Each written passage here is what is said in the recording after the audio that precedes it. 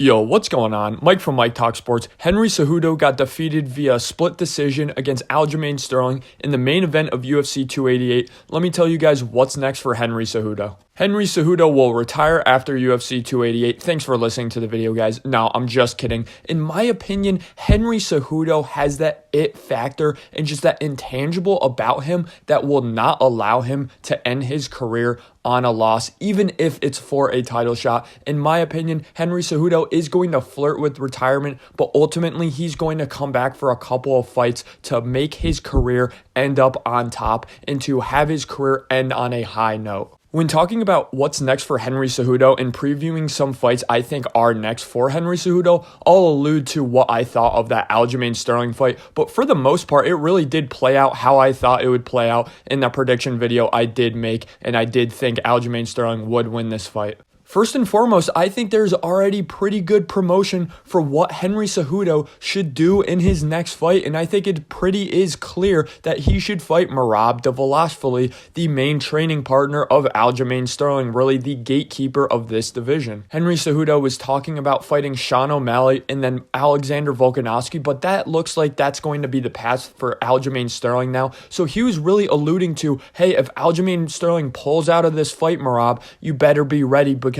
at some point you're getting these hands. So in my opinion, this would be a phenomenal fight to make. Let's break down who would win between Merab Dvalishvili and Henry Cejudo. One of the main issues for Henry Cejudo in this fight would be the output and lack thereof on the feet. In my opinion, Henry Cejudo has slightly above average output for the 135-pound division, but this is simply not enough against a guy like Aljamain Sterling and a guy especially like Merab Dvalishvili, who has an all-time high output on the feet in terms of the striking realm. Do I give the slight technique advantage to Henry Cejudo on the feet? Sure, but in my opinion, Henry Cejudo did not look as good on the feet as I honestly thought he would. He really came out in that karate stance. His chin was wide open. He had this really high stance, which in my opinion really opened him up for some big shots. I kept screaming at the TV, Aljo, throw that 1-2, that jab straight. He didn't throw it a lot, and in my opinion, he really could have capitalized on it. And I think this is something that Merab not necessarily will capitalize on, but I think he's going to find the chin of Henry Cejudo more than Aljamain Sterling did, simply because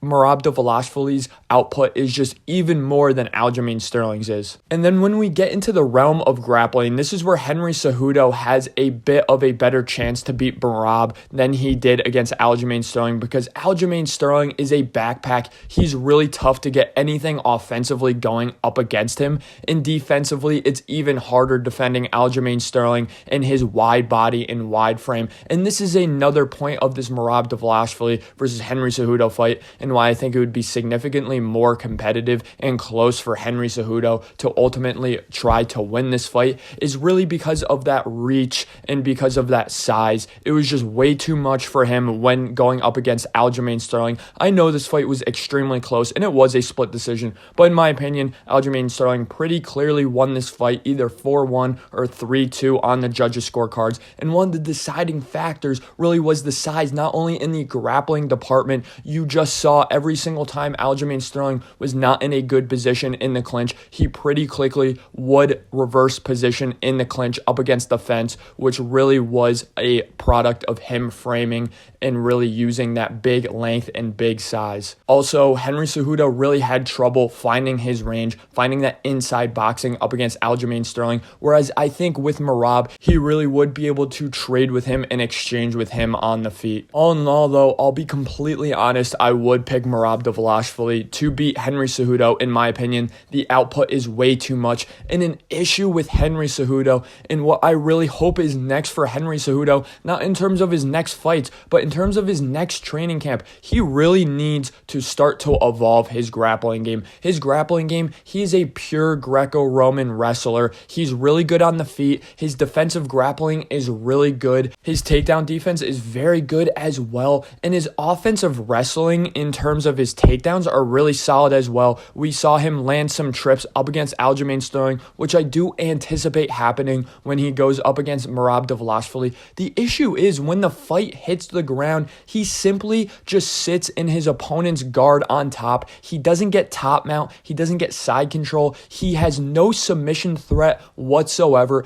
I get it. His frame is really not advantageous of a good submission artist. I completely understand that. But nonetheless, his ground and pound is an absolute zero. His transitions on the ground are an absolute zero. And in my opinion, the reason why Sean O'Malley was so salty after the fight is because he knows he has no chance up against Aljamain Sterling. And he knew if he fought Henry Cejudo, this fight ultimately would play out on the feet because Henry Cejudo's grappling on the ground is not good, guys. It's below average for this division. It's below average in general. He really reminds me of Kamaru Usman in the sense of their strengths and weaknesses in the grappling realm. The jiu-jitsu is just an absolute zero from Henry Cejudo. There were so many times in this fight where Aljamain Sterling would shoot a really sloppy takedown and would give up his neck to Henry Cejudo. And while Henry Cejudo is trying to put pressure on his neck, he would not shoot for a submission. And Aljamain Sterling sure as hell knew he would not shoot for a submission because Henry Cejudo, that's just not a part of his game. After the Merab Dvalishvili fight, I do think he ends up still fighting Sean O'Malley because I do think Sean O'Malley will be coming off of a loss up against Aljamain Sterling. So previewing the Sean O'Malley versus Henry Cejudo fight,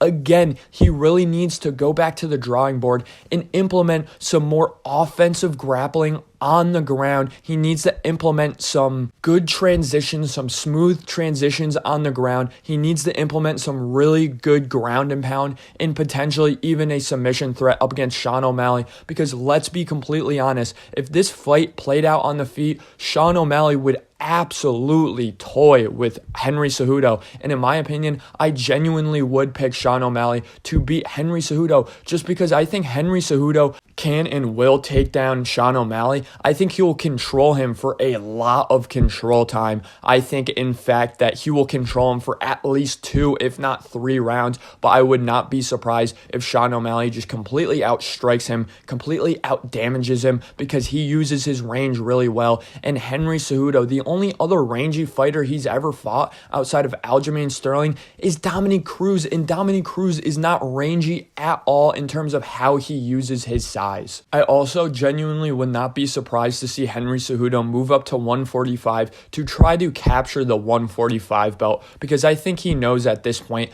there's not that much of a path to the 135 belt again. So if he moves up to 145, I'm seeing Max Holloway rumored again. I just don't like that fight for Henry Cejudo, in my opinion. Yes, could he take down Max Holloway 1 or 2 times and control him on the ground? Sure, potentially. But again, Max Holloway uses his length to such an advantage, he really would pick apart Henry Cejudo from range in this fight. All in all, I'm pretty impressed with Henry Cejudo's performance up against Aljamain Sterling. He did slightly better than I thought in the grappling realm and slightly worse than I thought he did in the striking realm. I really hope Henry Cejudo doesn't retire because I still think he has some really, really fun fights in him. Do I think he beats some of the top contenders of 135 and 145? I honestly don't, but if Henry Cejudo really wants to get back in the win column, I do think there are some fights, such as a Marlon Chito Vera fight that he can take, that he can win to get back into the win column, and then maybe we can talk about another title shot. Thanks for listening, guys. Let me know your thoughts on this Aljamain Sterling versus Henry Cejudo fight. Who won and what is next for Henry Cejudo?